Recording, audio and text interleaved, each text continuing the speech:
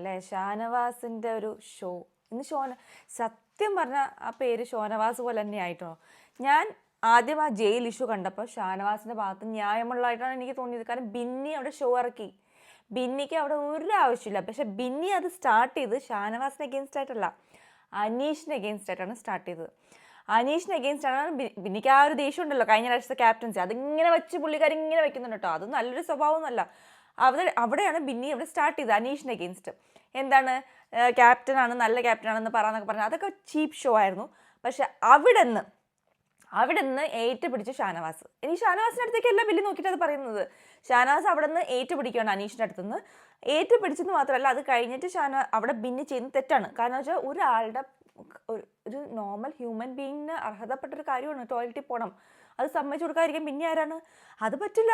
അത് ക്യാപ്റ്റൻ ആയാലും ശരി, ആരായാലും ശരി, അത് ചെയ്ത് തെറ്റായിപ്പോയി. ബിന്നിക്ക് അത് തുറന്നു കൊടുത്തിട്ട് അയാൾ തിരിച്ചു വന്നിട്ട് പിന്നെ സംസാരിക്കാമായിരുന്നു. പക്ഷെ അത് ചെയ്തില്ല ബിന്നി അവിടെ ചെയ്ത് തെറ്റാണ്. ഞാനത് ബിന്നിനെ സപ്പോർട്ട് ചെയ്യില്ല. പക്ഷേ ഇത് കഴിഞ്ഞിട്ട് ഷാനവാസ് ചെയ്ത പല പ്രവൃത്തികളും പല വാക്കുകളും എല്ലാം മോശമാണ്. ഓക്കെ, ഇതുവരെ ഷാനവാസിന് അത്ര നെഗറ്റീവ് ഇല്ല. അവിടെ എല്ലാവരും റോങ് ആണ് കേട്ടോ. അവിടെയുള്ള എല്ലാ പിക്ചറിലും എല്ലാവരും കുറച്ച് റോങ് ചെയ്തിട്ട്, അനീഷ് ഒഴികെ.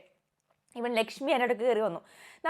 ലക്ഷ്മി ഒരു ആശം പഠിച്ചതല്ലേ, ഒരാളുടെ കാര്യത്തിൽ കയറി വെറുതെ ഇൻ്റർഫിയർ ചെയ്ത് പിന്നെയും പ്രശ്നം ഉണ്ടാക്കുന്നുണ്ടെങ്കിൽ ലക്ഷ്മി പിന്നെയും കയറി അവിടെ വന്നു. അതിൻ്റെ ഒരു ആവശ്യം ഉണ്ടായിരുന്നില്ല. ലക്ഷ്മിക്ക് അവിടെ മിണ്ടാതിരുന്നാൽ മതിയായിരുന്നു. രണ്ടുപേരുള്ള പ്രശ്നം അത് പകുതി കണ്ടിട്ടുള്ളൂ. അവിടെയുള്ള എല്ലാവരും അത് ശരിക്കും പൂർണ്ണമായിട്ട് കണ്ടിട്ടില്ല. പൂർണ്ണമായി കാണാത്ത പ്രശ്നത്തിന് കയറി ഇടപെടരുത്. അത് ലക്ഷ്മി പഠിച്ചൊരു ലെസനാണ്. പിന്നെയും അതിൽ കയറി ഇടപെടുന്നത് എന്തിനാണ്? ഓക്കെ, അവിടെ ഇടപെട്ടു. അവിടെ പിന്നെയും വൃത്തികേടായി. ഷാനവാസിൻ്റെ ഒന്നും വരാത്ത വാക്കുകളൊന്നുമില്ല കേട്ടോ. വളരെ മോശമായിട്ടാണ് ഷാനവാസ് സംസാരിച്ചത്. അവിടെ ഷാനവാസിൻ്റെ ഭാഗത്തൊരു ന്യായം ഉണ്ടായിരുന്നു. ആ ന്യായത്തിന് ഷാനവാസ് ഇല്ലാതാക്കുകയാണ്. അത് കഴിഞ്ഞിട്ട് ഇത് എപ്പോഴാണെന്നറിയോ, ബിഗ് ബോസ് അനൗൺസ് ചെയ്യാണ് ബിന്നിയോട് തുറന്നു വിടണമെന്ന്. അവിടെ വരെ ഓക്കെ ഷാനവാസ് ന്യായമുണ്ട്. അത് മര്യാദയ്ക്ക് അങ്ങ് അത് കഴിഞ്ഞാൽ മതി. അത് കഴിഞ്ഞിട്ട് തുടങ്ങിയില്ലേ പുള്ളിക്കാരൻ ഷോ. ആ എപ്പിസോഡിൻ്റെ ലാസ്റ്റ് എന്താണ് ഞാൻ കാണുന്നത്? ഒരു നല്ല വാക്ക് പറയാനായിട്ട് ഞാൻ ആഗ്രഹിക്കാറുണ്ട് ചിലപ്പോൾ, പക്ഷെ പറ്റണില്ല. എങ്ങനെ പറ്റും?